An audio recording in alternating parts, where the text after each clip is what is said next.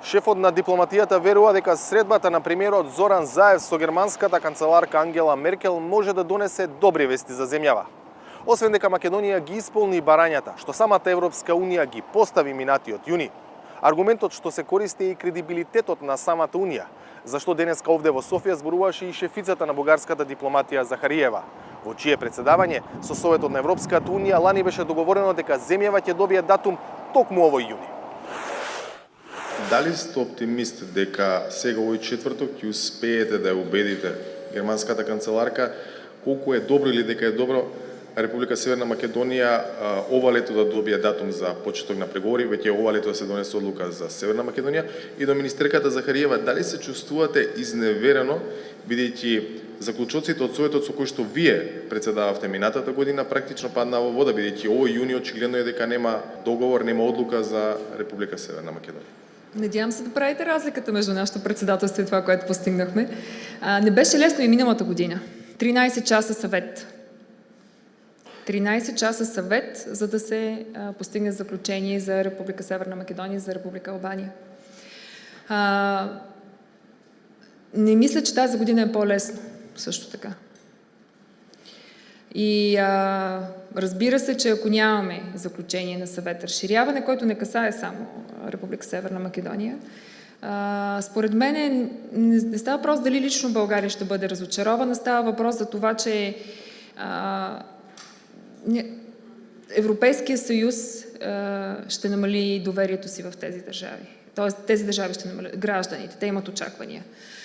Така че аз все пак се надявам дали сега на този съвет, дали на следващия да успеем да постигнем решение и Република Северна Македония и Република Албания да започнат преговори за членство, защото и така се убеждавам и моите колеги, които са скептични, започването не означава край. И аз сум уверен дека ние нашата цел оваа година ќе ја постигнеме, а тоа е да бидеме во следната фаза, да почнеме пристапни преговори со Европската Унија. Сакаме тоа да биде што е можно порано, по можност пред летните одмори, бидејќи секое одлагање носи нови ризици. Од секаде. И во самата Европска Унија, во домашниот политички процес кај нас, други држави кои што се посебно инволвирани и така натаму. Оваа година да се каже не на македонската приказна практично значи дека се загрозува воопшто политиката на Европската Унија кон Балканот.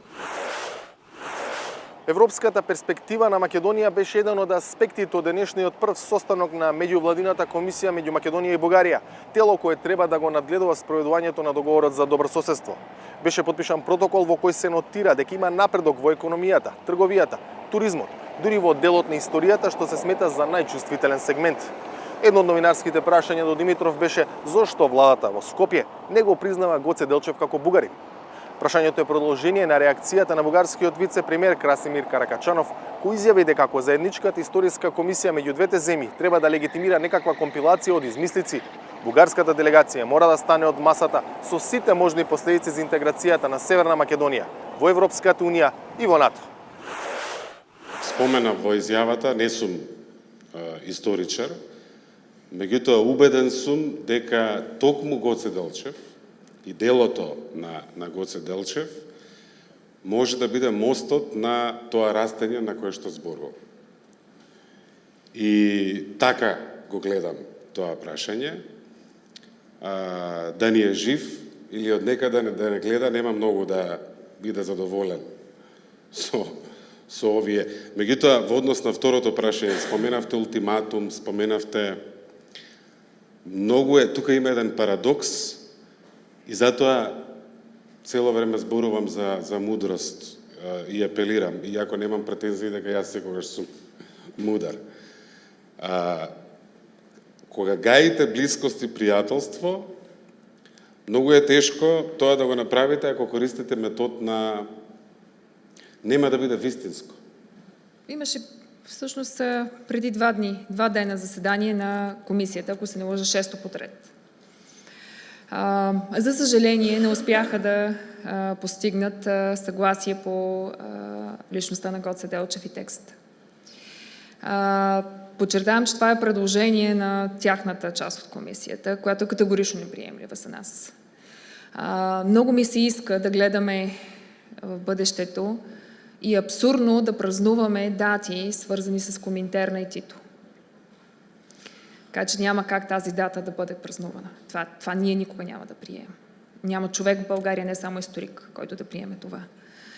Знам, както каза Никола, и го разбирам, имаме общо разбиране за това, че не е лесно. От друга страна трябва да сме и смели, защото ние искаме само истината, нищо друго.